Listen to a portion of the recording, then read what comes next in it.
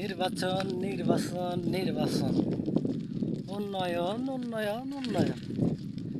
শালার দেশে কি হইল? উন্নয়ন আর নির্বাচন, এই দুটাই দেশ ধ্বংস করল। ঠিক আছে, কারণ আমরা এমন জাতি, বাঙালি জাতি, এদের কোনো বোধ শক্তি আছে না এই জানি না। কারণ দেশে কিছু ভালো কিছু হইতে গেলে এরা সহ্য করতে পারে না। ঠিক আছে, আমি আমার ব্যক্তিগত জায়গা থেকে বলতেছি। কারণ এই যে এতদিন হয়ে গেল উন্নয়ন দেখলাম, এখন দেখতেছি নির্বাচন। হ্যাঁ, তো এই যে উন্নয়ন আর নির্বাচন, আমি ব্যক্তিগত মানে আমার প্রবাস জীবন থেকে আমি বলতেছি, আমি বর্তমানে আমার অনেক ভালো আছি। আল্লাহ অনেক ভালো রাখছে। কারণ ডক্টর ইউনূস স্যারের যে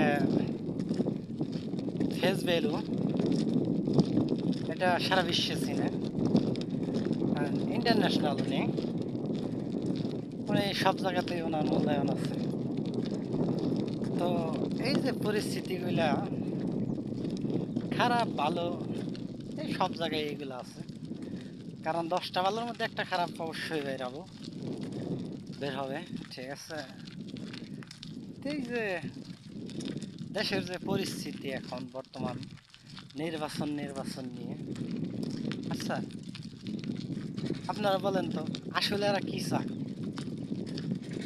দেশের ভালো কি আসলে এরা দেখতে পারে না? তো আমি না কোনো রাজনীতি করি, না কোনো কিছু করি, কোনো রাজনীতি দলের সাথে যুক্ত না। তো আমার ব্যক্তিগত জায়গা থেকে আমি কথাগুলো বললাম। কারণ প্রবাস প্রবাস থেকে বলছি, কারণ আমি ব্যক্তিগতভাবে আমি অনেকটাই ভালো আছি আমার জায়গা থেকে। কারণ এখন যদি নির্বাচন হয়, তো ফার্স্ট যদি কেউ ভোট না দেয় তার মধ্যে আমি একজন। হুম, কারণ এখন আমি মনে করি না যে কোনো নির্বাচনের দরকার আছে এখন। আচ্ছা, একটা যে অবকাঠামো রাইখে গেছিল দেশের, দেশের যে অবস্থা ছিল দুর্ভিক্ষের অবস্থা, সেই জায়গার থেকে এখনো দেশ সফলভাবে দাঁড়িয়ে আছে। এইটা কি আর বলবো, বাঙালি জাতির উপরে কিছু বলার নাই। ঠিক আছে, কারণ এরা হচ্ছে হুজুগে বাঙালি, যে পাইলে হুজুগ পাইব ওই পেলেই হল। আমি আমার তরফ থেকে, আমার ব্যক্তিগত জায়গা থেকে আমি চাই যে ডক্টর ইউনূস স্যার কমসে কম 2029 সাল কিংবা 30 সাল পর্যন্ত থাইকা যাক। কারণ দেশটা অনেক উন্নত হবে। ঠিক আছে, কারণ আমরা